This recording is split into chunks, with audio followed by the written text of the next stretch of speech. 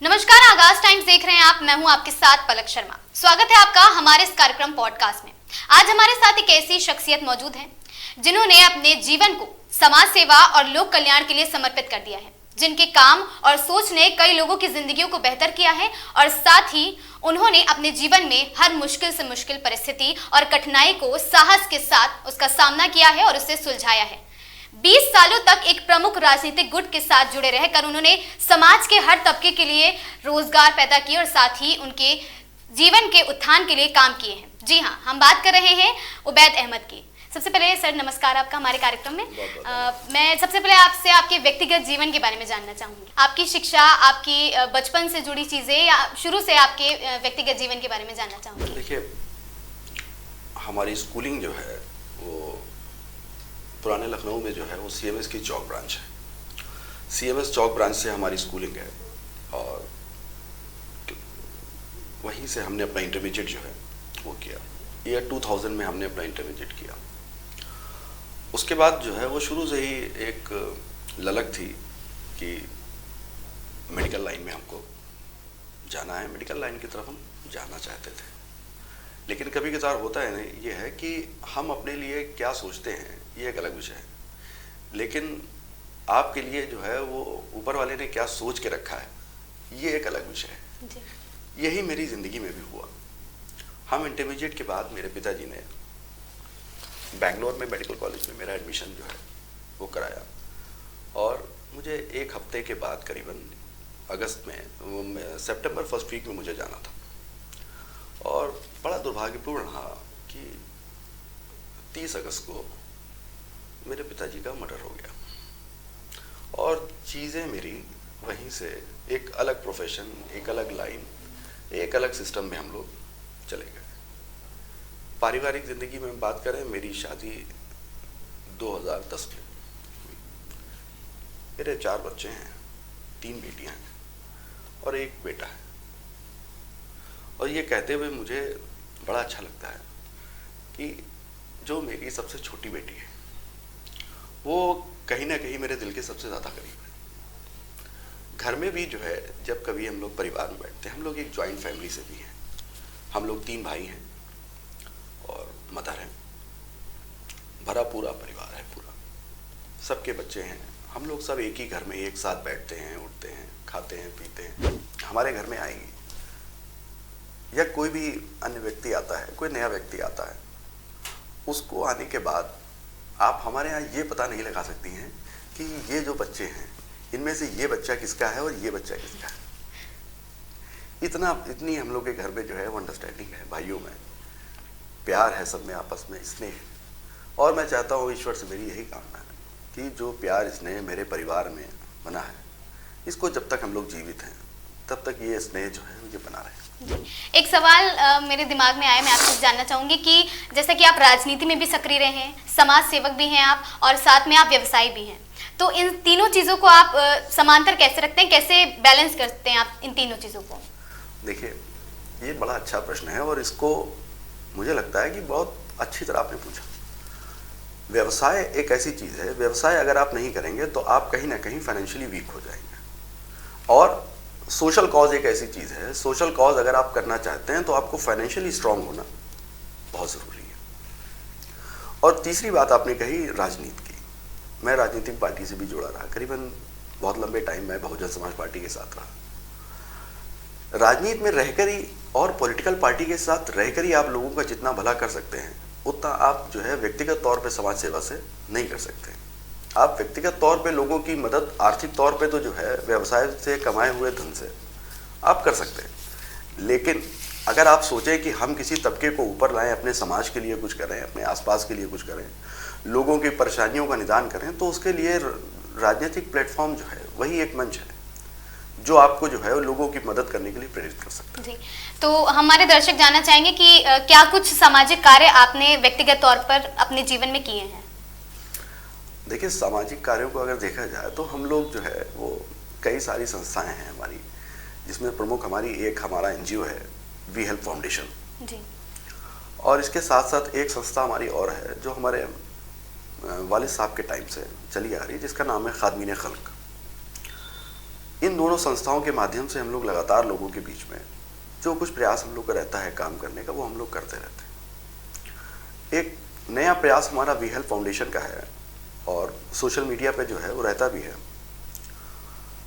हम लोग जो है वो एक झुग्गी पाठशाला चला रहे हैं, जिसमें जो हमसे छोटे वाले भाई हैं हमारे, नावेद अहमद जी, वो उसके सचिव हैं और व्यस्तता होने के कारण ज़्यादातर जो समय उसमें वो बहुत समय देते हैं उसमें। झुग्गी पाठशाला का जो हमारा प्लेटफॉर्म है वो एक ऐसा प्लेटफॉर्म है कि आप दुबग्गा के आगे जाएंगे, छिंदुइयाँ पड़ता है। छिंदुइयाँ में एक बस्ती है, उस बस्ती में हम लोगों ने जो है वो अपने पैसे से एक बिल्डिंग को रेंट पे लिया और उसके बाद एक स्कूल वहाँ हमने झुग्गी के बच्चों के लिए सेटअप किया, जो एक प्रॉपर स्कूल है। उसमें प्रॉपर टीचर हैं, प्रॉपर क्लासेस हैं, प्रॉपर कोर्सेज हैं, उसमें सब कुछ आपको मिलेगा और उसमें किसी को भी 1 रुपया कहीं देने की ज़रूरत नहीं। ये हम लोग की एक अपनी झुग्गी पाठशाला है जो हम लोग चलाते हैं जी। और जैसे कि आपने बताया था और हम जितनी हमारी रिसर्च के मुताबिक हमें पता चला कि कोरोना काल में भी आपने लोगों की बहुत, जिस समय उन्हें काफ़ी संसाधनों की आवश्यकता थी, उस वक्त भी आपने उन लोगों तक मदद पहुंचाई, तो उसके बारे में कुछ विस्तार से जानना चाहेंगे। जो कोविड 1 था, जो ये कोविड का जो पहला फेज था, एकदम से जो है, मैं सही बताऊं तो मैंने एक हमारा स्कूल है और वो भी लड़कियों के लिए है, वेलेंसिया इंटरनेशनल स्कूल के नाम से एक हमारा स्कूल है, समनान गार्डन कैंपल रोड पे, और आईसीएसई बोर्ड है और सिर्फ लड़कियों के लिए है। हमारे पुराने लखनऊ में जो है वो स्कूल को लेके, गर्ल्स स्कूल को लेके एक मारामारी थी कि पुराने लखनऊ में कोई गर्ल्स स्कूल नहीं था और दिल्ली बोर्ड से नहीं था। जो लोग चाहते थे अपनी लड़कियों को अच्छी जगह पढ़ाना, उनके लिए नहीं था कि वो गर्ल्स भेजें। उसी के निदान के लिए हम लोगों ने खोला था और उसकी विडंबना सबसे बड़ी ये है कि हम लोगों ने 16 तारीख को एडमिशन शुरू किए और 21 तारीख को लॉकडाउन हो गया। सिर्फ 5 दिन हम लोग एडमिशन ले पाए, ये लॉकडाउन हो गया। उसके बाद स्कूल वाला काम हम लोग का चलता रहा, तो हम लोग सब लोग जो है करीब करीब जो है वो कोविड 1 में फ्री हो गए। और ऊपर वाले की बड़ी कृपा है कि हमारे यहाँ जो है वो परिवार में किसी को भी फेस 1 में किसी को कोविड भी नहीं था। लोगों की हालत को देखते हुए हम लोगों ने एक अपना जो है 2 तरह से हमने शुरू किया। एक, हम लोगों ने राशन वितरण शुरू किया कि बहुत सारे लोग थे जो रोज़ कमाते थे, रोज़ खाते थे, अपना रिक्शा चला रहे हैं या और सारे संसाधन हैं जिससे अपना जीवन यापन कर रहे थे। लेकिन अब उसमें सबसे बड़ी चीज़ ये थी कि उनके लिए तो ये लॉकडाउन जो है वो किसी आपदा से कम नहीं था, कि अपने जीवन को यापन करना उनके लिए बड़ा मुश्किल हो गया था। तो उनके लिए हम लोगों ने जो है राशन की व्यवस्था करी और उसके बाद जो हमारी टीम थी, जो हमारा नेटवर्क था, उससे हम लोगों ने क्या किया कि पता लगाने की कोशिश करी कि कहाँ क्या ज़रूरत है, उसको किया। इसी के साथ साथ हम लोगों ने राशन के साथ साथ एक टाइम तक हम लोगों ने राशन जब जो है वो बांटा, फिर ये सोचा कि सिर्फ किसी को जो है वो दाल चावल तेल और मसाले दे देने से बात नहीं बन रही है और लोग कब तक इस तरह करेंगे। तो फिर हम लोगों ने जो है वो सब्जियों का भी वितरण शुरू किया। हमारे साथ जो स्टाफ था हमारा, जो हमारे सहयोगी थे, उन्होंने भी जो है इस कोरोना काल में बड़ी मदद करी। सुबह सुबह 4 बजे जो है वो हमारे एक आध मित्र हैं जिन्होंने जो है वो, अगर देखा जाए तो उन्होंने बहुत बड़ा काम किया। सुबह 4 बजे उठ के वो लोग मंडी जाते थे। मंडी से सुबह सुबह सब्जियां जो मिल जाए सस्ते दामों पे, जो सब्जी सस्ती होती थी, हमने उनसे कहा कोई महंगी सब्जी के चक्कर में ना जाओ। क्वांटिटी अगर हमारी बढ़ेगी तो क्वांटिटी बढ़ने से ये है कि हम ज़्यादा लोगों तक चीज़ों को पहुंचा पाए। हमने कहा जो भी सब्जी उस दिन की सबसे सस्ती हो, जितनी मिल जाए वो ले आओ। वो लोग बेचारे लाने के बाद वो घर पे रखवा देते थे। हम लोग सुबह 8 बजे से उसकी पोटली बनाना, वितरण करना, इसमें पूरी तरह हम लोग जो है वो लगे रहते थे कि इसको करें। इसका एक फेस हम लोगों ने और शुरू किया। हम लोगों ने एक अपनी रसोई शुरू करी। उस रसोई में भी हम लोग जो है वो रोज़ करीबन जो है, आप मान के चलिए 100 परिवार का खाना हमारे यहाँ जो है वो बनता था। 100 परिवारों को हम लोग जो है चिन्हित किए और चिन्हित करने के बाद कभी हम लोगों ने वो लंगर नहीं लगाया कि जो है रोड पे लोग खड़े हैं और हम बांट रहे हैं, या कोविड में जो मानक थे उन पे जो है कहीं ना कहीं हम लोग खड़े ना उतरे और लोग कहें कि ये कोविड का मानक को पूरा नहीं कर रहे। हम लोगों ने चिन्हित करके उनके घरों में खाना, किसी को भी खाना लेने हमारे दरवाजे आने की ज़रूरत नहीं पड़ी। हम लोगों ने उस खाने को लोगों तक पहुँचाया और उसमें हम तीनों भाई जो थे और जो हमारे मित्र थे, कभी कदार तो ऐसा हुआ, अक्सर ऐसा हुआ है कि हम लोगों ने जो है वो जैसे तहरी है और चीज़ें हैं, मटर पुलाव है, ये हम लोगों ने सबने मिलके बनाया है। बनाने के बाद फिर जो है वो डिब्बों में हम लोगों ने अपने हाथों से पैक किया है और जो हमारे एनजीओ के जो है लोग थे उनको दे के हम लोगों ने भेजा है कि जाओ सबके घर में दे के आओ। जो भी हम लोगों से उस टाइम पे कोविड काल में हो पाया, क्योंकि हम लोग भी नहीं निकल सकते थे, कर्फ्यू था, निकलने की परमिशन नहीं थी, लेकिन एनजीओ पे जो भी परमिशन जो है वो सिटी मजिस्ट्रेट से हम लोग की हो पाई थी, उससे जितने भी घरों में हम लोग पहुंच पाए वो हम लोगों ने पूरा प्रयास किया। आगे मैं जानना चाहूंगी कि लोगों की कोरोना काल हो या फिर ऐसे भी लोगों की मदद करने के बाद व्यक्तिगत तौर पर आपको क्या कुछ प्रतिक्रिया लोगों की तरफ से मिलती है, या क्या कुछ सराहना या फिर सकारात्मक प्रतिक्रिया फीडबैक आपको मिलती है लोगों की तरफ से, तो आपको व्यक्तिगत तौर पर कैसा महसूस होता है? देखिए, जब आप अच्छा काम करिए और आप कोई चीज़ अगर सोचें कि मुझे ये पानी किसी को पिलाना है, ये पानी अगर किसी ऐसे आदमी के हाथ में पड़ जाए जो पहले से जिसकी प्यास बुझ चुकी है, तो इस पानी का आनंद नहीं मिल पाएगा। और कभी ये पानी की बोतल किसी ऐसे आदमी के हाथ लग जाए जिसको जो है वो कई घंटों से पानी ना मिला हो, तो ये उसके लिए अनमोल है। जब आप उसको देंगे वो चीज़, वो आपको जो है वो आशीर्वाद उसी वक्त आपको मिल जाएगा। कई बार हमारी टीम के साथ ऐसा हुआ कि लोग राशन देने गए, चीज़ें देने गए, आप यकीन मानिएगा एक परिवार हम लोगों को ऐसा मिला जिसके यहाँ जब राशन देने लोग गए और उसके यहाँ बैठे, वो बैठे ही थे और उस राशन में से लोगों ने सब्जी निकाल के काटना शुरू कर दिया। अब आप इस बात को समझिए कि जब वो राशन उनके यहाँ पहुंचा तो उनके घर में एक दाना भी खाने का नहीं था। वो पहुंचा, वो इकलौती ऐसी चीज थी, उन्होंने इस चीज का भी सब्र नहीं किया कि ये लोग यहाँ से चले जाएं तब हम अपना खाना बनाना, वो पन्नी से वैसे ही निकाल के फौरन काटना शुरू कर दिया। तो पूछा गया, वो जो लोग कहते कहने लगे जो है, कह रहे भैया हम लोग जो है वो करीबन 2 दिन हो गए और कोई हमारे यहाँ जो है, हम किसके जा रहे हैं। और अगर आप उस जिस घर में लोग गए थे उस मकान को देख लेंगे तो उस मकान को देखने के बाद उस मकान के अंदर भी कोई नहीं जाता। उनके पिताजी 1-1.5 साल पहले एक्सपायर हो गए थे, कोई कमाने वाला कोई खास उनके यहाँ नहीं था, तो किराए विराए जो है उनका था, रेंटल प्रॉपर्टी, तो रेंट आता था, तो जो है वो परिवार उसी रेंट से अपना गुजारा करता। लेकिन ये स्थिति होने के बाद रेंट तो देने की स्थिति में भी कोई नहीं बचा था। और उस मकान को देखने के बाद लोग जो है उस मकान की तरफ कुछ लेके भी नहीं आते थे, वो मकान देखते थे, अच्छा मकान बना है, कह लेंगे इनको क्या जरूरत होगी। क्योंकि हम लोग अक्सर जब देने जाते हैं तो हम लोग जो है झुग्गी झोपड़ी इस तरह के लोगों को हम लोग ढूंढते हैं कि इनको ज़्यादा ज़रूरत है। लेकिन उस कोरोना काल में मैंने देखा कि सबको ज़रूरत थी। और वो जब आप किसी के यहाँ सही चीज़ आप जैसे ही पहुँचाएंगे, आपके मन को जो संतुष्टि मिलेगी वो आपको कहीं नहीं मिल सकती है। जितना भी आप पैसा खर्चा कर लें, आप चाहे जो कुछ कर लें, ये जो संतुष्टि है और इसका रिटर्न, मेरे तो जीवन का एक सिद्धांत है कि हमने अगर किसी के लिए जीवन में कभी कुछ किया तो उसका मुझे रिटर्न उस व्यक्ति से कभी नहीं चाहिए। मेरा एक सीधा सिद्धांत है, मैंने जो कुछ किया जीवन में मदद के नाम पे, वो मैंने सिर्फ पुण्य के रूप में किया और ईश्वर के लिए किया और अल्लाह के लिए किया। और इसका मुझे बदला सिर्फ और सिर्फ अल्लाह से चाहिए और भगवान से चाहिए, मुझे किसी व्यक्ति से इसका बदला नहीं चाहिए। जी, तो आगे मेरा सवाल आपसे ये है कि जो आपके 2 एनजीओ हैं उससे शुरुआत करने की आपके मन में विचार कब आया और कैसे आया, या क्या एक ऐसी इंस्पिरेशन थी जिसने आपको मोटिवेट किया है इन दोनों एनजीओ को कंटिन्यू करने के लिए? देखिए, एक एनजीओ तो हमारा जो है वो वालिद साहब के टाइम से है, वो तो पहले से ही काम कर रहा था और उसमें करीबन हम लोगों के यहाँ जो है उस एनजीओ में करीबन जो है वो 100 मेंबर्स थे, जो एनुअल फीस के रूप में जो है कुछ ना कुछ अंशदान अपना देते थे और उसको हम लोग जो है वो साल में 2 बार 3 बार जो है इस्तेमाल करके लोगों का करते थे। उसके बाद ये हुआ कि हम लोग लगातार जैसे कोई आया उसकी मदद कर दी, किसी ने कुछ मांगा कर दिया, किसी की कोई ज़रूरत है पूरी करी। वो बहुत असंगठित था। धीरे धीरे जो है जब ये चलता रहा तो दिमाग में ये आया कि जो चीज़ असंगठित है इसको संगठित करके एक एनजीओ बनाया जाए और इस जो कुछ किया जाए उस एनजीओ के तहत किया जाए, जिससे कि जो है हमको भी अगर जो है मान लीजिए कि जो है कभी आपके पास जो है वो 2000 रुपये हैं और आप किसी की मदद करना चाहते हैं, हमारा एनजीओ है, आप कहेंगे भैया ये 2000 रुपये आप हमसे ले लीजिए और अब जो है किसी की मदद कर दीजिएगा, तो वो व्यक्तिगत ना रह जाए, वो एक संस्था हो जाए। संस्था में आया और संस्था ने मदद की, वो बड़ी पारदर्शिता है चीज़ें सब बिल्कुल जो है क्या किया क्या नहीं किया वो सब सामने है।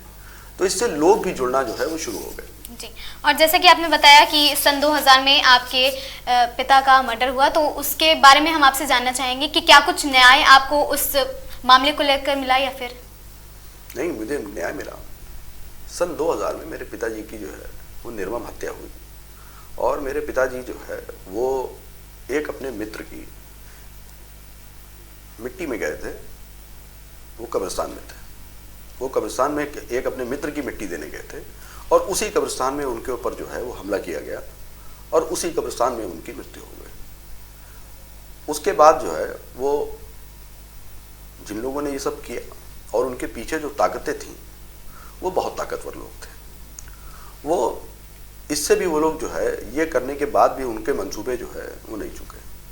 वो लगातार हम लोगों के ऊपर, मेरे ऊपर व्यक्तिगत तौर पे जो है वो अब तक करीबन जो है वो 4 बार हमले हुए, लेकिन मैं कभी भी जो है वो न्याय के लिए मैंने न्याय का रास्ता नहीं छोड़ा। हमको अपने पिताजी की हत्या का जो न्याय चाहिए था वो मैंने पहले ही दिन प्रण किया था, वो मेरे परिवार ने प्रण किया था कि हम कानून व्यवस्था के तहत अपना न्याय लेंगे। हमको अदालत पे, लोकतंत्र पे पूरा भरोसा है और इस देश के न्यायालय पे मुझे पूरा भरोसा है कि वो न्यायालय हमको न्याय देगा। सन 2005 में हमारे पिताजी की जितने भी लोगों ने हत्या करी थी सबको आजीवन कारावास। उसके बाद 2017 में माननीय उच्च न्यायालय ने उस सज़ा को बरकरार रखते हुए सभी लोगों को आजीवन कारावास की सज़ा दी। उसके बाद अभी जो है वो 3 महीने पहले उनके ऊपर जो है, बहुत पहले जो है 2007 में उनके ऊपर गैंगस्टर की कार्रवाई जो है उत्तर प्रदेश सरकार ने करी थी। गैंगस्टर लगा के उन लोगों को जेल भेजा था। उस गैंगस्टर के मुकदमे में भी अभी उनको 10 साल की सज़ा फिर हुई। तो मुझे जिस तरह मैं न्याय चाहता था, मैंने बहुत लोगों को कहता सुना है जिनके यहाँ मर्डर हो जाए या जिनके यहाँ हत्या हो जाए वो लोग बंदूक के रास्ते पकड़ लेते हैं और गुंडागर्दी का रास्ता पकड़ लेते हैं और कहते हैं कि जो है कि नहीं हमारे यहाँ हत्या हुई, हम तो हत्या का बदला हत्या से लेंगे, हथियार उठा लेते हैं। लेकिन मैंने इसी देश में रह के, इसी शहर में रह के देखा कि मैं न्याय को लोकतांत्रिक तरीके से चाहता था और न्यायालय से चाहता था और मुझे न्यायालय ने पूरा न्याय दिया। जितना न्याय मैं उनसे चाहता था मुझे वो न्याय न्यायालय ने दिया और उस न्याय से मैं और मेरा पूरा परिवार हमेशा सेटिस्फाइड रहा, जो जल्दी सुनने को नहीं मिलता है। मैंने अक्सर लोगों को देखा है कि लोग गलत तरफ जो है मुड़ जाते हैं जब किसी के परिवार में कोई हत्या हो जाए, लेकिन हम लोगों ने पहले दिन कहा कि हम लोग जो है वो कभी कानून के खिलाफ नहीं जाएंगे। हम लोग ये लड़ाई, हमारे पिताजी अधिवक्ता थे तो हमने कहा जब हमारे पिताजी अधिवक्ता थे और न्यायालय के सम्मान में थे तो हम लोग न्यायालय से ही अपना न्याय लेंगे और हमें न्यायालय से अपना न्याय मिला। तो आप लोकतंत्र और संविधान पे पूर्ण रूप से भरोसा रखते हैं? 100% भरोसा। जी, तो जैसा कि हमने जाना है आपके बारे में कि आप 2009 में जिला सहकारी बैंक के चेयरमैन भी नियुक्त किए गए थे, तो इतनी कम उम्र में उस जिम्मेदारी को आपने किस हिसाब से संभाला है? 2009 में जो है बहुजन समाज पार्टी की सरकार थी और बहुजन समाज पार्टी की मुखिया आदरणीय बहन कुमारी मायावती जी ने जिला सहकारी बैंक लखनऊ में मुझे चेयरमैन बनाया। मैं 2002 से बहुजन समाज पार्टी में लगा था और विभिन्न पदों में रहकर मैंने काम किया। उसके फलस्वरूप मुझे 2009 में उन्होंने चेयरमैन बनाया और अपने पद पे रहते हुए मैंने हमेशा प्रयास किया कि समाज के लोगों की जितनी भी मदद कर सकूं, जो भी मेरे पास आया, और मैंने कभी भी किसी का कोई दल नहीं देखा। ये आज मैं इस इंटरव्यू में मैं नाम तो नहीं ले सकता हूँ, लेकिन मेरे पास हर दल के लोग आते थे। ये नहीं कि मैं बहुजन समाज पार्टी में था तो मेरे पास ही बहुजन समाज पार्टी के लोग हैं, हर दल के लोग हैं जो मुझे जानते थे, पहचानते थे। मैं जानता था कि ये मेरे दल के नहीं, लेकिन उसके बाद भी मैंने कोई भी आदमी अगर परेशान दिखा मुझे तो मेरे मस्तिष्क में हमेशा मेरी वो परेशानी आई कि मैं 18 साल की उम्र में था और मेरे पिताजी खत्म हो गए, मैं बेसहारा हो गया।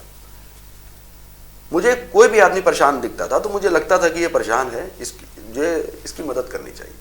मैंने हमेशा जो है मदद के लिए ये नहीं देखा कि कौन है क्या है।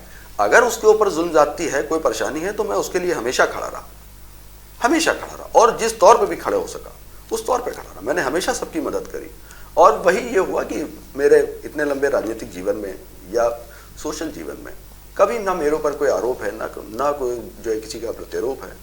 हमेशा लोग मुझसे स्नेह प्रेम से आज भी मिलते हैं, बैठते हैं।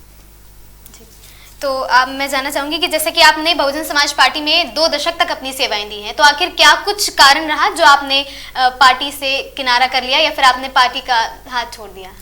देखिए, मैं बहुजन समाज पार्टी का जो साथ छोड़ा, देखिए बहुजन समाज पार्टी ने क्या किया।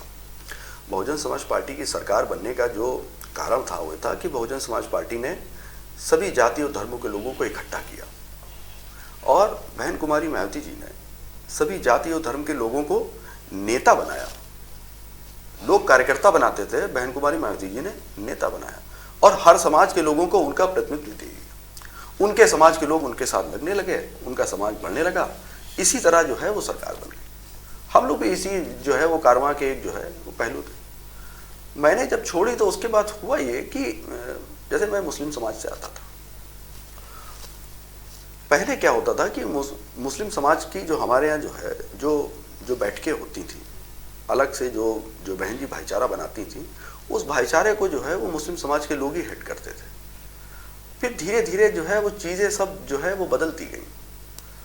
जो बहन जी की लाइन ऑफ एक्शन था, बहन जी के लाइन ऑफ एक्शन में मैं आज भी कहता हूँ, बहन जी के लाइन ऑफ एक्शन में कहीं कोई खोट ना पहले दिन था ना आज।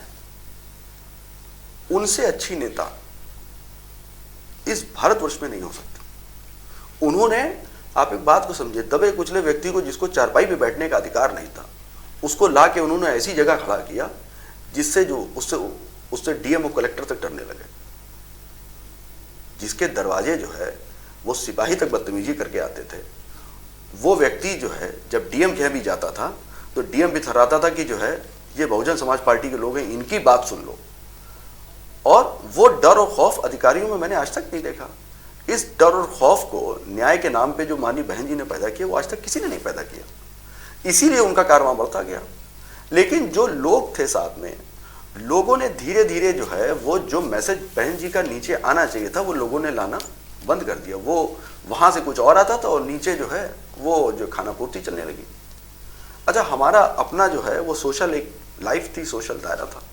हमने उसके बाद जो है देखा, जब चीज़ें चल रही थी तो फिर मैंने वाइड ऑफ कर दिया। मैंने कहा भाई ठीक है, मेरा किसी से ना कोई मतभेद ना कोई बात जी। और जैसा कि आपने एक काफ़ी वक्त दिया है बहुजन समाज पार्टी को, तो मेरा सवाल आपसे ये है कि बहुजन समाज पार्टी की पहले की कार्यप्रणाली में और अब के कार्यों में क्या कुछ अंतर है? क्योंकि एक वक्त ऐसा था जब मायावती की सरकार का दबदबा होता था, लोग डरते थे और हर चौराहों पर महिलाएं भी खुले आसमान के साथ, जैसे कि मतलब बिना किसी डर के चौराहों पर जा सकती थी और एक अच्छी सरकार कही जाती थी। लेकिन अब वो धीरे धीरे पतन होता दिखाई दे रहा है। पिछले लोकसभा चुनाव की बात करें या आने वाले, तो अब कहीं ना कहीं बसपा का पतन होता दिखाई दे रहा है। तो क्या कुछ अंतर आपको पहले और अब के कार्यों में देखने को मिला?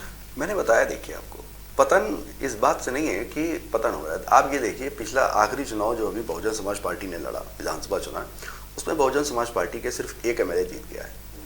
लोग कहते हैं कि बहुजन समाज पार्टी का सिर्फ एक एमएलए जीता, लेकिन उन लोगों को भी सोचना चाहिए कि एक एमएलए के बाद भी 14% का vote share Bahujan Samaj party का अब भी बना हुआ है। एक विधानसभा सीट जरूर जीती, लेकिन 14% वोट उनको जो है वो मिला।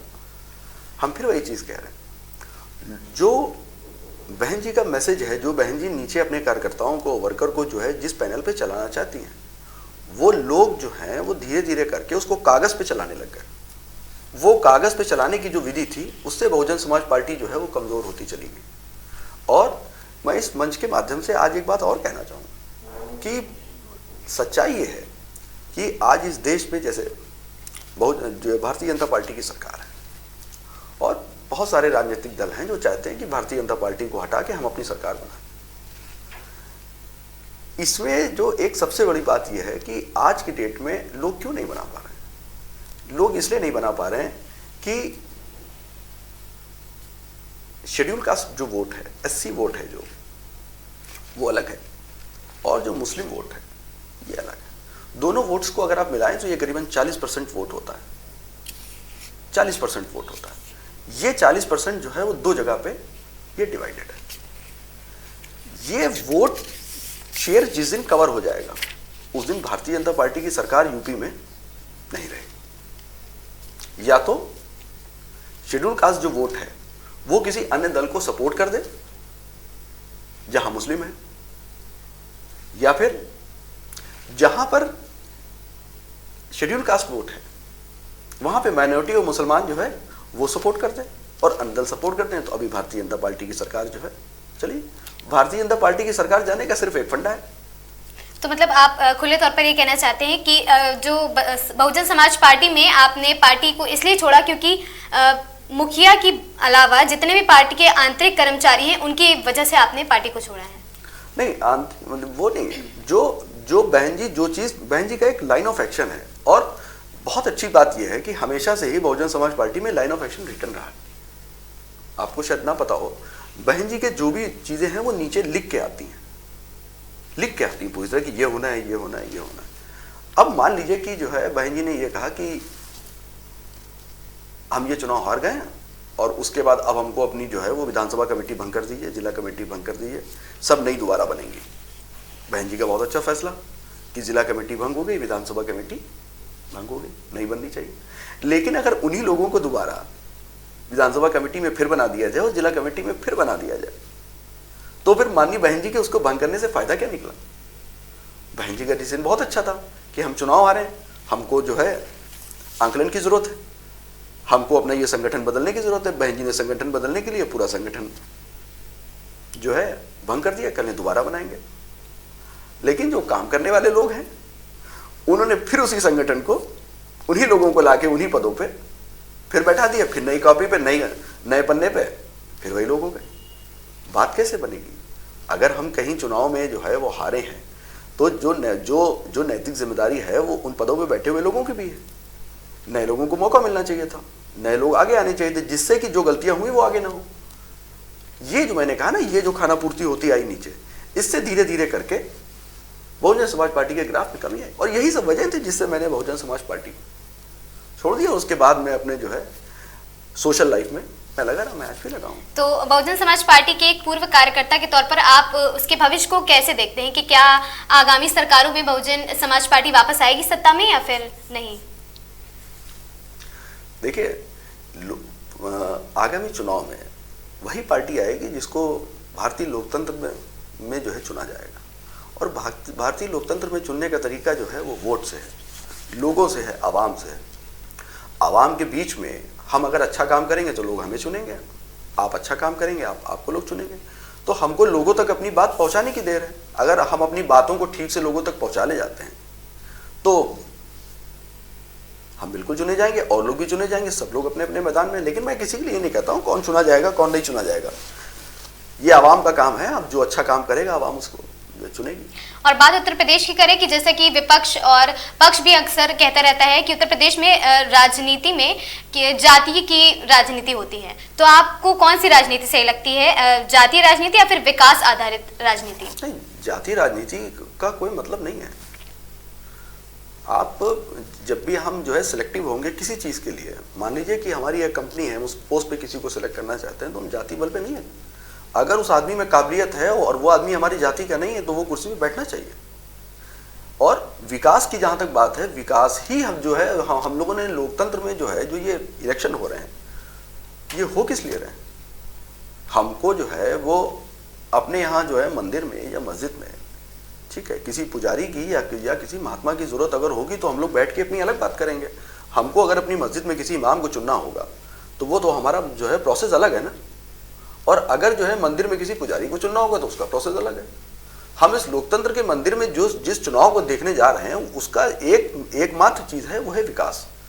हम चाहते हैं कि हमने आपको वोट दिया और बदले में आप हमको जो है वो रोडें दीजिए, बदले में आप हमको सुशासन दीजिए, बदले में आप हमको नौकरियां दीजिए, बदले में हमारी जो है मूलभूत समस्याएं जितनी भी हैं आप उसका निदान करिए।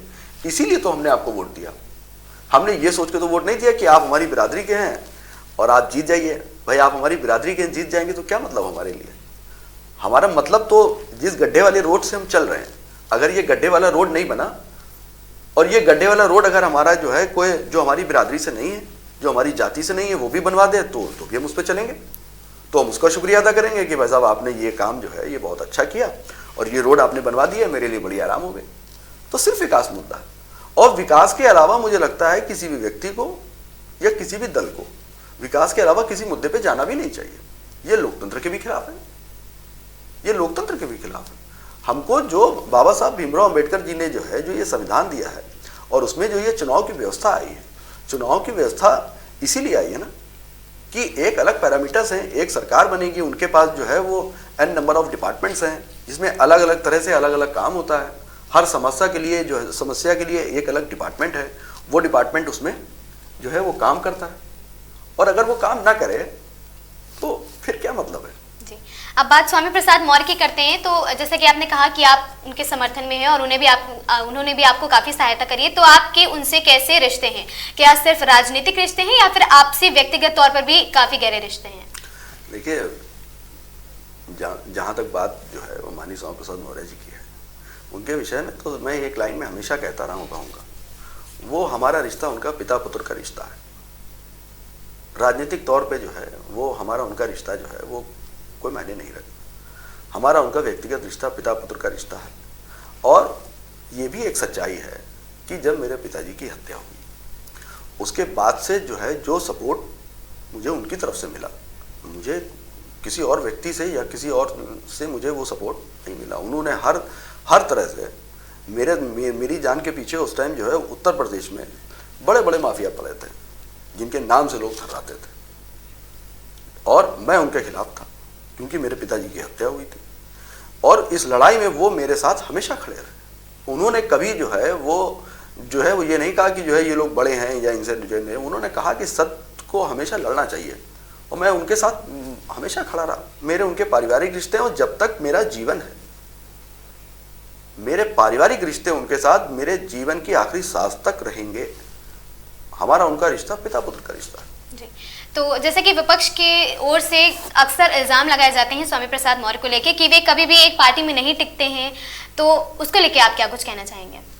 देखिए, वो किसी एक राजनीतिक दल में जो है वो नहीं है भाई। ऐसे तो जो है अगर लिस्ट बनाई जाए तो मुझे लगता है कि अनगिनत लोग हैं जो एक दल में नहीं रह के, और ये भी इल्जाम लगते हैं कि अक्सर वो धर्म की राजनीति करते हैं। देखिए, मैं उनके साथ बहुत लंबे टाइम रहा। धर्म की जहाँ तक बात है, वो बौद्धिस्ट हैं, बौद्ध धर्म को मानने वाले हैं, और वो अपने सारे कार्यक्रमों को बौद्ध धर्म के अनुसार ही करते हैं। और जहाँ तक धनबल के तरफ मैंने कभी उनको जाते नहीं देखा। मुझे वो देश के इकलौते ऐसे नेता लगे जिनके पास आज भी कोई व्यापार नहीं। लोगों के जो है वो लोगों के लिए सुबह जो है आप उनके घर कभी जाइए, सुबह 9 बजे चले जाइए, और कोई परिचय मत दीजिएगा कि आप कौन हैं। आप अपनी समस्या लेके जाइए, बगैर ये जाने कि आप कहाँ से आई हैं, आपका क्या काम है। वो सिर्फ एक चीज़ पे गौर करते हैं कि आपकी समस्या क्या है। आपकी बात सुनेंगे, आपकी समस्या सुनेंगे, और उसका निदान करने में उनको जहाँ भी कहीं फ़ोन करना पड़ेगा या चिट्ठी लिखनी पड़ेगी, उनको मुझे लगता है कि जो है वो बहुत कम समय लगेगा, वो आपको चिट्ठी लिख के दे देंगे। तो प्रमुख तौर पर आप उनकी समाज सेवा से प्रभावित हैं? बहुत ज़्यादा। मुझे याद है सन 2004 में जो है जब बहुजन समाज पार्टी की सरकार थी तो वो खादी ग्रामोद्योग मंत्री थे। तो उनका जो केबिन था, उनके केबिन के बाहर बड़ा बड़ा लिखा था, जिसे कोई नहीं पूछता उसे मैं पूछता हूँ। नीचे उनका नाम लिखा था, स्वामी प्रसाद मौर्य। और ये सत्य वचन था, सत्य वचन था। उन्होंने हमेशा लोगों से अपना जो है वो कभी दूरी नहीं बनाई, लोगों से मिलने में हमेशा आगे रहे। एक समय दिया हमेशा, सुबह कम से कम 2 से 3 घंटे, शाम को कहीं से लौटे तो 1 घंटा। कोई भी उनके घर में पहुंच जाए, कोई उनको जानता हो या ना जानता हो। अक्सर मैंने देखा है कि बड़े नेताओं के अगर आपकी जान पहचान नहीं है तो कोई जाता नहीं, कहता यार उनसे मेरी जान पहचान नहीं है, हम जाके क्या करेंगे। लेकिन उनका एक हमेशा से निज़ाम ये रहा है कि उनको कोई जानता हो या ना जानता हो, उनके यहाँ अगर गया है तो उन्होंने उसकी सेवा करी। जो मदद कर पाए, जो भी मदद कर पाए, उन्होंने हमेशा उसकी मदद करी। जी, अब बात समाज सेवा की है, तो एक कोई ऐसा वाकया जो आपके दिल को छू गया हो, समाज सेवा से जुड़ा हो, या फिर ऐसी कोई घटना जो आपके दिल को छू गई हो, आप हमसे अगर शेयर करना चाहें तो? देखिए, समाज सेवा से जुड़ी बहुत सारी घटनाएं हैं, हम लोग बहुत लंबे टाइम से करते आए हैं। मैं 2013 की बात है, मैं एक मेरा गेस्ट हाउस था पहले, मैं उसमें वहीं बैठा था, और एक परिवार जो है वो बांदा से नहीं, इलाहाबाद से एक परिवार एक बार आया मुझसे मिलने। तो जब मिलने आया तो मुझे लगा कि जो है वो नॉर्मल जैसे लोग मिलने आते हैं, उन्होंने अपनी जो है उनका कुछ जो है कानूनी मामला भी था और आर्थिक तौर पे भी उनकी मदद जो है वो होनी थी। तो कानूनी पक्ष जो था, तो हमारे जो है जो अधिवक्ता साथी हैं, बहुत सारे अधिवक्ता मित्र हैं हमारे, जो हरदम हमारे लिए जो है वो तत्पर रहते हैं और निःशुल्क सेवाएं भी देते हैं। अगर हमने किसी के लिए उनसे कह दिया कि इसको थोड़ा सा आप देख लो, ये फाइनेंशियली है, तो उससे कोई पैसे भी नहीं लेते हैं, जो मदद हो सकती है। तो उनका कुछ मामला था और मामला लखनऊ का था, तो उन लोगों के लिए थोड़ा सा जो है वो ये था कि कैसे इसको करें। बात हुई तो मेरे एक अधिवक्ता मित्र हैं, मैंने बात करी उनसे। तो मेरे मित्र ने मुझसे कहा, कहने लगे कि अगर आप इनको 1 आध घंटे रोक लीजिए तो मैं शाम में अभी कोर्ट से खाली होकर आऊँगा, तो फिर मैं बात कर लूँगा। मैंने कहा ठीक है। वो लोग दूर से आए थे, तो मैंने अपने स्टाफ से कहा कि इनको जो है एक कमरे में जो है रुकवा लो और इनके खाने वाने की व्यवस्था भी देख लो, दूर से आए हैं पता नहीं क्या है। तो उन्होंने खाना वाना किया, आराम किया। शाम के टाइम जो है वो आए। उन्होंने उनकी जो समस्या थी उस पर उन्होंने जो भी अपने जो है वकालतनामा वगैरह लाए थे, साइन करा के कहने लगे कि जो है ये हम आपका, उनकी कुछ ज़मीन का मामला था, यहाँ लोगों ने कब्जा कर लिया था और वो उनकी जो है वो पैतृक संपत्ति थी। पिताजी उनके रहे नहीं थे, 2 बेटियां थी खाली उनकी, बेटा भी कोई उनके नहीं था। अब आप समझ सकती हैं कि बेटियों के लिए जो है वो पिता की संपत्ति के लिए जो है अगर यहाँ कोई कब्जा कर ले तो लड़ना बहुत आसान काम। और उनके पिताजी को जो है जब जो है पूरा परिचय हुआ तो उनके पिताजी को भी मैं जानता था। बहुत नेक और बहुत बढ़िया आदमी थे और हमेशा लोगों की मदद के लिए, अब मैं नाम नहीं खोलना चाहूँगा, अच्छा नहीं लगता है किसी की जो है निजी ज़िंदगी पे कहा जाए, बहुत बहुत बढ़िया इंसान थे वो भी। तो अंत की बात ये थी कि जब ये सब चीज़ें हो गई तो मैंने कहा कि अब आप जाओ, यहाँ वाला काम जो है ये वकील साहब देख लेंगे, प्लाट छुड़ाने की जिम्मेदारी आपकी वकील साहब की है, वकील साहब चाहे जैसे छुड़ाएं और वकील साहब आपको छुड़ा के देंगे। तो चलने लगे, तो वो जैसे मैं खड़ा था, चले 2 कदम चले, 3 कदम चले, फिर धीरे धीरे चलने लगे। मतलब मेरा गेट जहाँ मैं बैठा था वहाँ से मेरा गेस्ट हाउस का जो गेट था वो 50 मीटर था और वो मुझे लग रहा था कि जब वो मैं उनकी तरफ यूँ देखा तो मुझे ऐसा लगा था कि जैसे वो जाना नहीं चाह रहे हैं या कोई बात और करना चाह रहे हैं, जो ठिठक रहे हैं। मैंने उनको फिर बुलाया, मैंने कहा आप कुछ और भी कोई जो है मुझसे कुछ कहना चाह रहे हैं, कोई मदद चाह रहे हैं, क्या है? मतलब हमको लग रहा है कि आप या तो जो बात वकील साहब ने कही आप उससे सेटिस्फाई नहीं हुए।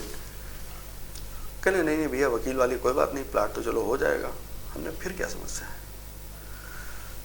कहने भैया हमारी वहाँ इलाहाबाद में भी जो है हमारा किराया विराया आता था, अब हम लोग को जो है, हम लोग लड़कियाँ हैं तो हम लोग को भैया कोई किराया विराया देता नहीं है। तो हमने कहा आप अपनी समस्या बताइए। तो बात जब उनसे हुई तो बात आर्थिक तौर पे जो निकल के आई कि ये हुआ कि अब उनकी आर्थिक स्थिति भी खराब हो गई और उनके पिताजी की उस टाइम पे जो है जब वो जिंदा थे तो उनकी आर्थिक स्थिति इतनी खराब नहीं थी, लेकिन उनके परिवार के ही लोगों ने, चाचा ने और लोगों ने उनकी ज़मीनें जो वहाँ थी वो भी सब करीब करीब, अब कुल मिला के वो लड़की जो है बात करते करते रोने लगी, कहने लगी भैया मेरा एक मकान है जिसमें हम रहते हैं और उसको भी चाचा चाहते हैं कि किसी तरह हम छोड़ दें। हमने वो मकान किसके नाम है? कह लें मकान जो है वो हमारे पिताजी के नाम था और अब वो जब देखिए तब बताते हैं कि तुम्हारे पिताजी ने हमसे पैसे लिया था, तुम्हारे पिताजी ने हमसे पैसा लिया। तो हमने कहा अब आप क्या चाहती हो, ये आप बताओ भाई, आपके चाचा का मामला है। कह लें भैया हम जीवन में सिर्फ ये चाहते हैं कि जो हमारा बाकी लोगों ने ले लिया, हमारा जो मकान है, मकान आप हमारा किसी तरह जो है वो चाचा से हमारे अगर आप बात कर लें या कुछ कर लें जिससे कि हमारा मकान खाली वहाँ छूट जाए और ये प्लाट जो है वकील साहब छुड़वा देंगे, ये 2 चीज़ें हमारी हो जाएंगी तो हमको किसी के यहाँ दर दर जाना नहीं पड़ेगा। लेकिन भैया आप अच्छे आदमी हैं, आप मेरे पिताजी को जानते भी थे, मैं नहीं जानती थी, लेकिन अब आपने जब बात करी तो मुझे पता चला कि आप मेरे पिताजी को जानते थे। लेकिन अब आप ये बताइए, मेरी 2 बेटियां हैं और मैं हूँ, मैं किसी के दरवाजे बार बार जाऊंगी तो हर तरफ अच्छे लोग जो है वो नहीं है। हमने देखिए आप जो है परेशान ना होइए, आप मुझे इलाहाबाद की भी डिटेल एक बार मुझे भेजिए, क्योंकि हम लोग राजनीति में रहे हैं तो हम लोग पास हर जगह कहीं ना कहीं मित्र और जो है लोग हैं। फिर हम लोगों ने उनका जो इलाहाबाद वाला मकान था उसमें जो है एक आध लोग वहीं इलाहाबाद के ठीक थे और वो मजबूत लोग थे। उन लोगों ने बात करके उनको भी समझाया बुझाया, उनके चाचा को, और मुझे कहना तो नहीं चाहिए, थोड़ा सा टाइट भी किया। ये भी एक सच्चाई है, मुझे ये बात नहीं कहनी चाहिए, लेकिन मैं ये भी कह रहा हूँ थोड़ा सा टाइट भी किया। तब जाके वो माने, और करीबन मुझे लगता है कि 10 से 11 महीने तक जो है वो राशन और चीज़ों के लिए जो है वो करीब करीब उनके पास जो है वो चीज़ें मैं यहाँ से उनको जो है वो उनके अकाउंट्स में पैसे वगैरह मैं भेजता रहा। 17 महीने के बाद उनका यहाँ वाला मकान, ये आज उनको प्लाट था, ये छूटा, और ये छूटने के बाद फिर मैंने उनको बुलवाया और उनसे कहा कि आप इसका एक रेट लगा लो। कहने लगे ठीक है। उन्होंने अपना पता किया, बताया कि इतने दिन तक अगर बिक जाए तो ठीक है। तो मैंने जो है वकील साहब से कहा और लोगों से कहा, क्योंकि मेरा भी अपना प्रॉपर्टी का काम है, तो हमने और लोगों से कहा कि इसको किसी तरह बिकवाओ। बिकवाने के बाद जो पैसा आया, उस पैसे को मैंने 3 जगह FD कराया। एक उनकी माताजी के नाम एक हिस्सा FD करा दिया और 2 FD हमने लड़कियों के नाम कराई। हमने बेटा ये पैसा कभी जीवन में न छूना, शादी के टाइम पे ये पैसा अपना निकालना और अपना जीवन जो है वो चलाना। और बाकी माताजी से हमने कहा आपके नाम पे मैंने इसलिए करा लिया क्योंकि आपका भी कोई सहारा नहीं है, कल इनकी शादियां हो जाएंगी, ये चली जाएंगी, आप तो तब भी रहोगे ना। क्या लगे हाँ बेटा। तो मैंने वो 3 हिस्सों में करके उनको दे दिया। और चीज़ें जब कभी भगवान बदलता है तो बहुत अच्छी तरह बदलता है। एक टाइम मैंने उनका वो भी देखा कि उनके पास राशन के नहीं थे, और आज की डेट में जो दोनों लड़कियां थीं, उनकी एक लड़की की शादी जो है वो स्कूल के एक हेडमास्टर थे उससे हुई, और एक लड़की की शादी एक जो है गैर जिले के एक ब्लॉक प्रमुख थे उनसे शादी हुई। तो मतलब आपको अपनी की हुई मदद का, अपनी की हुई सेवा का एक सकारात्मक प्रभाव भी देखने को मिला है। अब समझिए, जो एक ब्लॉक प्रमुख के यहाँ शादी हो गई, एक हेडमास्टर थे उनके यहाँ शादी हुई, दोनों का जीवन बढ़िया तरह से सेटल हो गया। अपना अच्छा जीवन जो है, जो जीवन उनके पिताजी जीते थे, उस तरह के जीवन और उस तरह के स्टेटस में वो लोग पहुंच गए। तो अगर कभी आपको चुनाव लड़ने का मौका मिले तो आपका मुख्य एजेंडा क्या रहेगा, और अगर आपको बीजेपी से मौका मिले तो आपकी प्रतिक्रिया रहेगी इस पर? नहीं, हम देखिए बीजेपी भारतीय जनता पार्टी से तो हम लोग चुनाव जो है वो नहीं लड़। हम लोग जो है वो जो मतलब जिनको जो है वो इस नाम से ही दिक्कत है, इस जात से ही दिक्कत है, वो हमको कहाँ चुनाव लड़ाएंगे। और उनके एजेंडा में हम फिट नहीं बैठेंगे, हम उनके एजेंडा में फिट नहीं बैठेंगे तो हमको क्यों लड़ाएंगे। भाई हमारा एजेंडा जो है वो विकास है। हमने आपसे कहा कि जो है रोड चाहे जो बनवाए, हर उस व्यक्ति का धन्यवाद जिसने रोड बनवा दिया। इनका वो काम ही नहीं है। भारतीय जनता पार्टी के लोगों का एक अलग मोटिव है, एक अलग सिनेरियो है जिस पे काम करते हैं, तो हमारा उनका कोई मेल ही नहीं है। और बात अगर किसी अन्य राजनीतिक दल की जाए बहुजन समाज पार्टी के अलावा, तो आप किस पार्टी में जाना चाहेंगे? नहीं, मैं जाना क्या चाहूँगा, मैं 2022 में सौंदर्य मौर्य जी जो है जब समाजवादी पार्टी में गए तो मैं भी साथ में गया। हम लोग साथ में समाजवादी पार्टी में गए 2022 में, लेकिन उसके बाद जो है मैं कभी सक्रिय नहीं हो पाया समाजवादी पार्टी में। मैं कभी सक्रिय नहीं हो पाया, जैसा था मैं वैसे ही जहाँ था। और क्या कुछ अंतर आपको बहुजन समाज पार्टी और समाजवादी पार्टी में देखने को मिला? अब अंतर मैं इसलिए नहीं बता पाया क्योंकि मैं सक्रिय नहीं हो पाया। समाजवादी पार्टी मैंने जो है माननीय मौर्य जी जो है के साथ में चला गया, और उनका चुनाव था, मैं उनके चुनाव में पूरा टाइम उनके साथ रहा, और उसके बाद से मैं समाजवादी पार्टी में सक्रिय नहीं हो पाया। मैं सक्रिय ही नहीं हुआ कभी। मैं अपने जो सोशल कॉज हमारा है हम उसके लिए हमेशा अपना काम करते रहे, लोगों से मिलते रहे, जुलते रहे। तो कोई कंपैरिजन मैं बहुजन समाज पार्टी का और समाजवादी पार्टी का नहीं कर पाऊंगा, क्योंकि अगर मैंने काम किया होता, मेरी वर्किंग स्ट्रेटजी वहाँ समाजवादी पार्टी में रही होती, तो फिर ये होता कि मैंने समाजवादी पार्टी में इतने दिन मैंने गुजारे हो, समाजवादी पार्टी मैंने काम नहीं किया। समाजवादी पार्टी में मैं निष्क्रिय रहा हमेशा। जी, और बात अभी हाल ही में उपजे मुद्दे की करें, बरेली से उठा हुआ ये मुद्दा है आई लव मोहम्मद और आई लव महादेव को लेकर जो राजनीति में एक जातिगत जंग छिड़ी हुई है, उसको लेकर आप उस पे आपका क्या नजरिया है, क्या कुछ कहना चाहेंगे उस पे? ये राजनीतिक जंग हो ही नहीं सकती कभी। अच्छा आप ये बताइए, मैं मुसलमान हूँ, आई लव महादेव से मुझे तो कोई आपत्ति है ही नहीं। अगर आई लव महादेव से हमें आपत्ति हो जाए तो हम तो एक तरफ ये कहते हैं कि इस सृष्टि को चलाने वाला सिर्फ एक ईश्वर है, नाम अलग हो सकते हैं, हम किसी और नाम से पूछते हैं, आप किसी और नाम से पूछते हैं, लेकिन इस सृष्टि के जो जनक हैं, सृष्टि के जनक तो एक ही है। आप कहते हैं कि जो है आई लव महादेव, हम कहते हैं आई लव मोहम्मद। ये राजनीतिक विषय का है, ये तो हमारी आपकी आस्था का विषय है ना, ये तो धर्म का विषय है, हमारी आपकी आस्था। और आस्था बाजार में नहीं होती है, आस्था हमारे हृदय में है। हम अपने नबी सल्लल्लाहु अलैहि वसल्लम से जितनी मोहब्बत करते हैं उतनी मोहब्बत हम दुनिया में किसी से नहीं करते। सबसे ज़्यादा मोहब्बत अगर हम किसी से करते हैं तो अपने नबी से करते हैं। हमारे नबी सल्लल्लाहु अलैहि वसल्लम ने हमको जो शिक्षा दी है, वो जो सिखाया है, वो उन्होंने हमसे कभी नहीं कहा कि तुम हमसे प्यार करना और बाकी लोगों से तुम नफरत करना। जब हमें वो शिक्षा जो है मिली नहीं है तो हम क्यों करेंगे? हम तो कहते हैं आप साथ में लिख दीजिए, एक ही तख्ती पे लिखिए I love Mohammad, I love Mahadev. मज़ा तो तब है, हिंदुस्तान के लोकतंत्र का जो मज़ा है वो तो तब है जब एक ही तख्ती पे लिख दिया जाए। लेकिन हाल ही में माननीय मुख्यमंत्री योगी आदित्यनाथ जी की ओर से एक बयान दिया गया था, जिसके बाद से राजनीतिक माहौल और भी गर्म हो गया था, जिसमें उन्होंने कहा था कि ये जितने भी लोग हैं जो आई लव मोहम्मद कह रहे हैं वो शायद ये भूल गए हैं कि अभी सरकार किसकी है। तो उसको लेके आप क्या कहना चाहेंगे कि किस नजरिए से माननीय मुख्यमंत्री जी ने इस बात को बोला है? देखिए, सरकार चाहे जिसकी हो, सरकार इससे पहले बहुजन समाज पार्टी की रही, समाजवादी पार्टी की रही, भारतीय जनता पार्टी की रही, देश में तो जो है वो और प्रदेशों में आप जाइए तो और पार्टियों की सरकार रही, लेकिन आई लव मोहम्मद कहने पर कोई रोक नहीं लगा पाएगा। ये भी एक सच्चाई है। हमारा जो है वो खून का कतरा कतरा अगर जो है वो निकल जाए शरीर से और हमसे कोई ये कहे कि आप अगर आई लव मोहम्मद कहोगे तो आपको अस्पताल ले जाएंगे, आपकी ये नस काट दी, अब आप यूँ पड़े हैं। हमसे अगर कोई ये कह दे कि आई लव मोहम्मद अगर आप कहोगे तो अस्पताल नहीं ले जाएंगे, आई लव मोहम्मद कहना बंद कर दो तो हम अस्पताल ले जाएंगे, तो हम कहेंगे हमको अस्पताल मत ले जाना, छोड़ दो यहीं। जब हर प्राणी इस सृष्टि का ईश्वर की देन है, इस दुनिया में जो भी आया है उसको अल्लाह ने इस दुनिया में भेजा है, तो हमारा अगर टाइम खत्म हो गया होगा तो इस नस कटने से हम मर जाएंगे, और अगर हमारा टाइम अल्लाह ताला ने इस दुनिया में रखा होगा तो ये इसको तो राजनीतिक मुद्दा बनाना जो भी दल बना रहे हैं, मैं इसकी निंदा करता हूँ।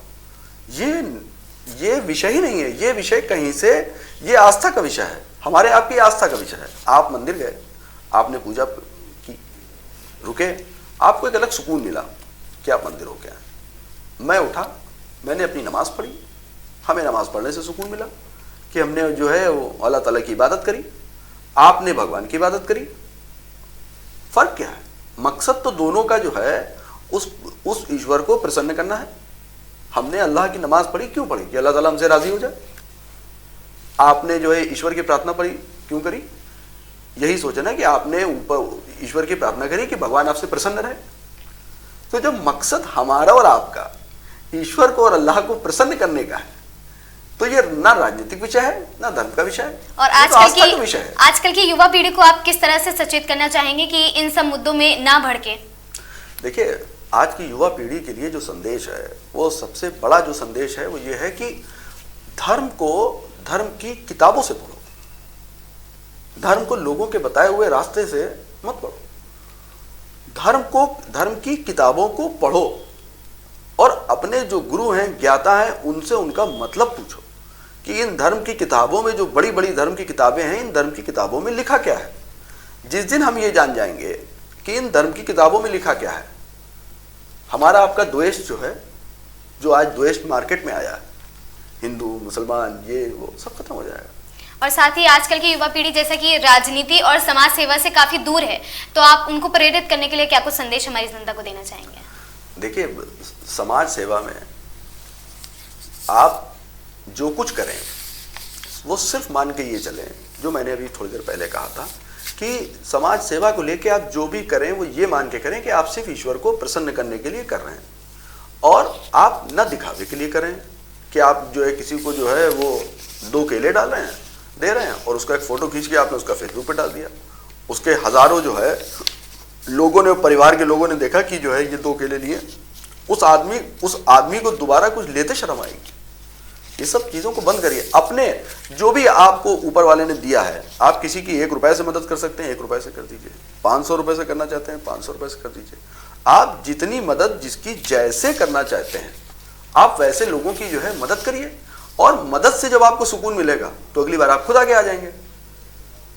आपको ईश्वर चाहता तो आप ये बताइए, पैसे का जो डिवीजन है ये अलग अलग है ना, किसी के पास 10 लाख है, किसी के पास 20 लाख है, किसी के पास 30 लाख है। मेरे एक जो है वो अभी कुछ दिन पहले, 1 साल पहले हमारे ससुर खत्म हो गए, अल्लाह ताला उनको जन्नत दे। मैं सऊदी अरब में था और वो साथ में मेरे बैठे थे। कभी कदार होता नहीं कि इंसान की कोई बात जो है, जब आप कभी कोई बात किसी की सुनो तो वो बात बिल्कुल प्रभावित करती है। बात हो रही थी यही सोशल वर्क की, देने की, लेने की, लोगों की मदद करने की। कहने लगे कि उन्होंने एक बात कही, कहने देखिए ऊपर वाले ने पूरी दुनिया को 2 लाइनों में बांटा।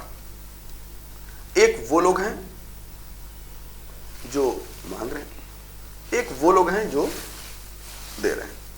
यानी दोनों इंसान ही हैं, लेकिन करने वाला ऊपर वाला है। लेकिन यहां धरती पे मांगने वाला भी इंसान और देने वाला भी इंसान, और भगवान इंसान के माध्यम से इंसान की पूर्ति कर रहे हैं। लेकिन कहने लगे ऊपर वाले को समय नहीं लगेगा, उस लाइन से निकाल के इस लाइन में खड़ा करने में समय थोड़ी ना लगेगा। कल आप लोगों को दे रहे थे और आज आप खुद मांगने वाले बन जाए, ये करने में भगवान को कितना समय लगेगा। कह लेंगे तो अगर आपको ऊपर वाले ने पैसा, यश, फाइनेंस दिया है तो ये सोच के अपने आप को चलाइए कि ये मुझे दूसरों के धर्मार्थ के लिए दिया। जब तक आप ये दूसरों के धर्मार्थ में ये पैसा अपना आप चलाते रहेंगे, प्रभु आपसे हमेशा प्रसन्न रहेगा, कभी आपको कोई तकलीफ नहीं होगी। तो अगर आप चाहते हो कि आपकी जिंदगी अच्छी चले तो ये तो आपके पास एक फंडा है, आप लोगों की मदद करो, ईश्वर आपकी मदद करेगा। और क्या कुछ चुनौतियां आपको समाज सेवा करने में देखने को मिलती हैं? क्योंकि अक्सर ऐसा होता है कि जब कोई एक व्यक्ति लोगों की समाज सेवा करता है या आगे बढ़कर लोगों के उत्थान के लिए मदद करता है, काम करता है, तो उसे नकारात्मक चीजें भी देखने को मिलती हैं। तो आप उनसे कैसे डील करते हैं और साथ ही क्या कुछ कठिनाई, चुनौतीपूर्ण आपको देखने को मिलती हैं? अच्छा, इसमें तो हम लोग का एक्सपीरियंस थोड़ा सा अलग है। थोड़ा सा अलग ये है कि हम लोग के ज़्यादातर जो काम है वो बंद है। हमारे यहाँ जो है वो जो है कहा गया है कि लोगों की मदद ऐसे करो कि एक मुट्ठी से अगर दो तो दूसरे हाथ को पता न चले, और विरोध आपका तब होगा जब किसी को पता चलेगा। हम लोग तो ज़्यादातर प्रयास करते हैं कि कहीं अगर किसी की कोई मदद करनी पड़े, कहीं किसी का साथ देना पड़े तो वो सामाजिक तौर से सामने ना आए। मान लीजिए कोई व्यक्ति परेशान है, कोई व्यक्ति नहीं चाहता है कि उसका जो है समाज में एक जो है वो उपहास बने, कोई नहीं चाहता है। कोई परेशान होता है वो भी नहीं चाहता है कि मेरा कोई उपहास बने। और आज के दौर में लोगों ने उपहास बनाना शुरू कर दिया। किसी को कोई ज़रूरत है, सोशल मीडिया फलाना ढिमाका बिल्कुल डाल के उसको जो है, उसको आप ये मान के चलिए बिल्कुल जो है वो नेशनल भिखारी बना दिया लोगों ने, जो मुझे नहीं कहना चाहिए। ये जो है ये अल्फाज अच्छे नहीं हैं, लेकिन ये लोगों ने किया है। हमेशा लोगों की मदद करिए, लेकिन एक हाथ से करिए और दूसरे हाथ को कभी इसकी जानकारी ऐसे करिए, चुपचाप करिए, गुपचुप करिए। आपके पास अगर जो है वो 2000 रुपये हैं और आप 2000 से किसी की मदद कर सकते हो तो क्या ज़रूरत है कि जो है आप मेरा लगा के उसको 2000 रुपये दो। आप उसके घर जाइए और रात के अंधेरे में और कहिए भैया ये रख लो, अपना काम चलो, फिर कुछ हो तो हमको बताना। मदद तो अब भी हो गई ना। और एक मदद का तरीका ये है कि हम 50 लोगों को यहाँ इकट्ठा करें और फिर उसको यहाँ बुलाएं और फिर बताएं कि ये आदमी बहुत परेशान है, ये आदमी मेरे पास मदद मांगने आया था, इस आदमी की ये दिक्कत है, इस आदमी की ये दिक्कत है, और अब मैं इसकी मदद के लिए इसको ये 2000 रुपये दे रहा हूँ।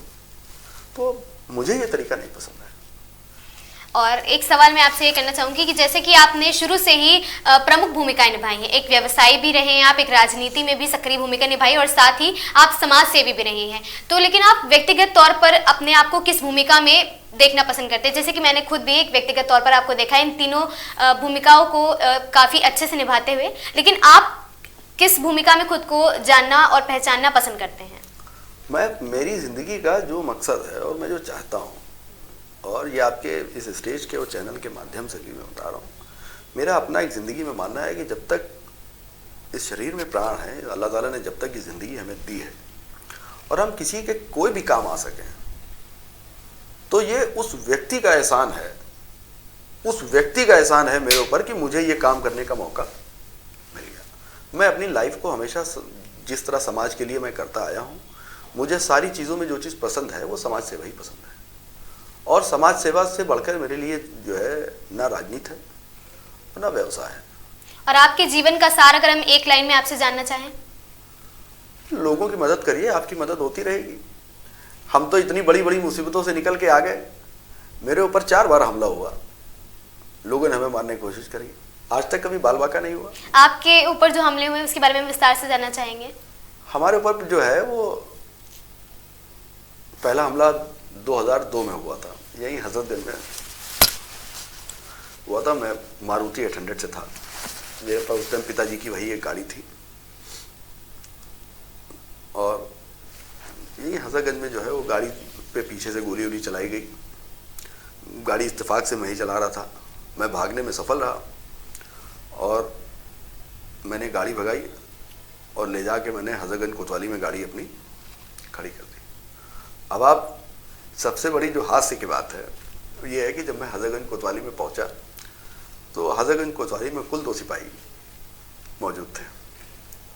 पता चला उस दिन माननीय अटल बिहारी वाजपेयी जी लखनऊ आए थे, तो सब फोर्स उनमें लगा था। मैं 2 मिनट 3 मिनट वहाँ रुका, मैंने कहा कि यहाँ से निकलो, मुकदमा कल लिखा लिया जाएगा।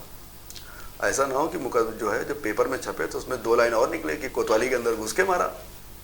तो हमने कहा यहाँ भी सेफ नहीं है। मैं निकल गया, दूसरे दिन मैंने मुकदमा लिखाया, उस मुकदमे की जाँच हुई। इसी तरह के 2-3 हमले हमारे पर, 2007 में एक हमला हुआ, 2005 में एक हमला हुआ। इसी तरह लगातार हमको दबाने के लिए, जिससे कि हम मुकदमों की पैरवी अपने ना करें।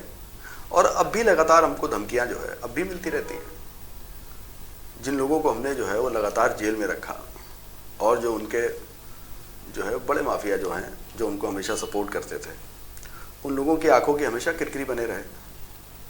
उन लोगों ने हमेशा कोशिश करी कि इस इंसान को जो है रास्ते से जैसे हटा पाओ वैसे हटा दो, लेकिन हम लोग कभी पीछे नहीं हटे। और आज यही जो है वो लोगों की मदद और लोगों का एक हुजूम जो हम लोग के साथ है, उससे हम जैसे थे वैसे हैं। और एक ऐसी कौन सी चीज़ है जिसने आपको हमेशा ही मोटिवेट किया है लोगों की मदद करने के लिए, निडर होके अपनी मुश्किलों का साहस करने के लिए, साहस के साथ उनका सामना करने के लिए, और साथ ही आपकी नज़र में आप सफल खुद कब होंगे? क्योंकि जैसा कि इंसान हमेशा कहता है कि नहीं अभी नहीं, हम तब सफल होंगे जब हमें ये मिल जाएगा तब हम सफल होंगे, तो आपकी नज़र में आप खुद को सफल कब देखते हैं? नहीं, देखिए, हम लोग के जो प्रेरणा स्रोत हैं वो बाबा साहब भीमराव अम्बेडकर जी हैं। उनकी जब उनको हम जब पढ़ते हैं, पढ़ने के बाद ये एहसास होता है कि स्ट्रगल जो है होता क्या है, और उन्हीं को पढ़ के हम लोगों ने जो है वो अपनी लाइफ में हमेशा स्ट्रगल को चुना, और कभी पीछे दबने का या पीछे हटने का कभी कोई रास्ता नहीं चुना। अगर हम सच्चाई पर हैं तो फिर आप हमको पीछे नहीं हटा सकते हैं, चाहे आप जितने बड़े बाहुबली हों, चाहे आप जितने बड़े धनबल वाले हों। आप हमको जो है वो धनबल से और पैसे से और गुंडई से और बाहुबल से आप हमको पीछे नहीं हटा सकते, कभी जीवन में नहीं हटा सकते। और अंततः लोग आपके जीवन से क्या कुछ सीख ले सकते हैं? जीवन की सीख जो हमारी है वो, हम तो लोगों से एक ही बात कहते हैं कि अगर ऊपर वाले ने आपको कहीं कुछ दिया है, आपको फाइनेंशियली दिया है, आपको सोशली दिया है, तो उसको देने के बाद ऊपर वाला ये सिर्फ आपसे एक ही चीज़ चाहता है कि आप उसको दूसरों के लिए परोपकार में आप लगिए। आप अगर अपने जीवन में अपना कमाने के बाद आपने अगर लोगों के लिए कुछ नहीं किया तो फिर आपका जीवन जो है व्यर्थ है। अपने लिए जीना क्या जीना है? अगर आपको जीना है तो आप लोगों के लिए जिए, और जो लोगों के लिए जीता है वो इस दुनिया से जाने के बाद भी जो है वो सैकड़ों साल तक जो है वो जिंदा रहता है, वो कभी नहीं मरता है, वो अमर होता है। और जो अपने लिए जीता है वो जब तक उसकी सांस चल रही है, जब तक वो जीवित है, और जब उसकी सांस रुक गई तो खत्म।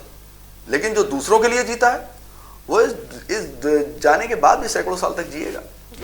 तो सबसे पहले मैं माननीय मायावती जी का नाम लेना चाहूंगी। उनका नाम सुन के आपके दिमाग में जो पहला वर्ड आता है? Iron lady. ओके। और अखिलेश यादव के बारे में? शिक्षित राजनेता। डिम्पल यादव? शिक्षित। इकरा हसन? आइडियल। और स्वामी प्रसाद मौर्य? बोल्ड। माननीय प्रधानमंत्री जी? माननीय प्रधानमंत्री जी जो है कुशल राजनेता। और योगी आदित्यनाथ जी?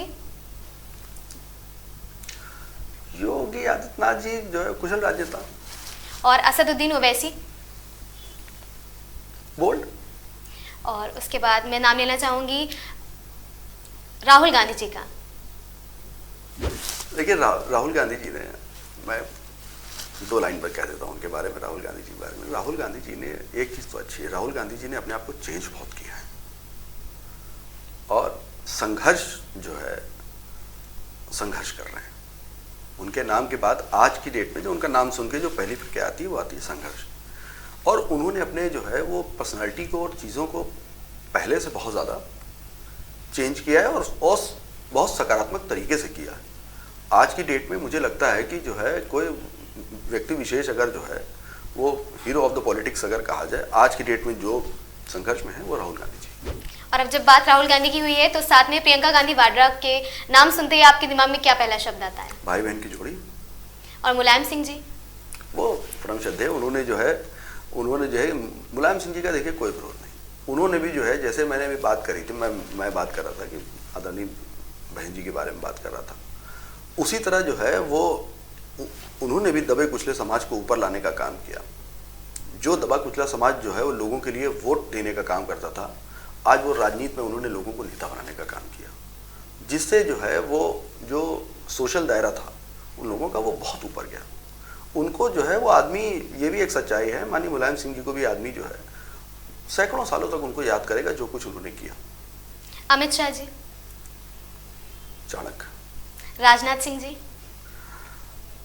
राजनाथ सिंह जी जो है वो मेरी हमेशा से पसंद रहे हैं। भारतीय जनता पार्टी में होने के बावजूद ये एक नाम जो है वो एक ऐसा है जो मैं हमेशा से जो है अपने मित्रों में और अपने लोगों में कहता हूँ, राजनाथ सिंह जी का जो क्रेज़ है वो अलग है। और उनको आप सोशल दायरे में, पॉलिटिकल दायरे में, हर दायरे में आप देखिए तो वो फिट है। मतलब उनका जो मिजाज है लोगों की सेवा करने का, लखनऊ के लिए उन्होंने सांसद रहते उन्होंने, लोग जो है ये शिकायत कर सकते हैं कि हम अपने सांसद से जो है कम मिल पाते हैं, लेकिन ये नहीं कह सकते हैं कि लखनऊ के सांसद होने के बाद उन्होंने कुछ नहीं किया। उन्होंने बहुत कुछ किया। तो एक कोई हैशटैग आप जो उन्हें देना चाहें? Bold and brave. और आखिर में उबैद अहमद, आप खुद को एक क्या हैशटैग देना चाहते हैं? हमारे अपने लिए एक हैशटैग अपने लिए हम क्या, देखिए हम लोगों के बीच के हैं और हमारा जितना भी ग्रुप है वो सब हमको एक ही नाम से जानता है, भाई के नाम से। ज़्यादातर लोग हमको जो है वो भाई के नाम से ही जो संबोधित करते हैं, यही हैशटैग है हमारा। तो बहुत बहुत शुक्रिया आपका हमारे इस पॉडकास्ट में। तो हम यही समाप्त करते हैं अपना पॉडकास्ट। आज हमने जाना कि कैसे उबैद जी ने अपने संघर्षों को परे रखकर लोगों की समाज और सेवा के लिए काम किया और साथ ही लोक कल्याण के लिए, समाज सेवा के लिए अपना जीवन समर्पित कर दिया और साथ ही अपने ऊपर हुए हमलों से डरते ना हुए, उन्होंने डट कर अपने ऊपर हुए हमलों का सामना किया है और साथ ही लोगों के उत्थान के लिए, लोगों के विकास के लिए काफी काम किए हैं। एक राजनेता के तौर पर उन्होंने समाज के उत्थान के लिए काम किए हैं और साथ ही व्यवसायी होकर भी अपने भूमिका को प्रमुखता से निभाया है और साथ ही समाज सेवी होकर भी उन्होंने अपनी भूमिका को अच्छे से निभाया है। तो वैसे आपका बहुत बहुत धन्यवाद है हमारे पॉडकास्ट में आने के लिए।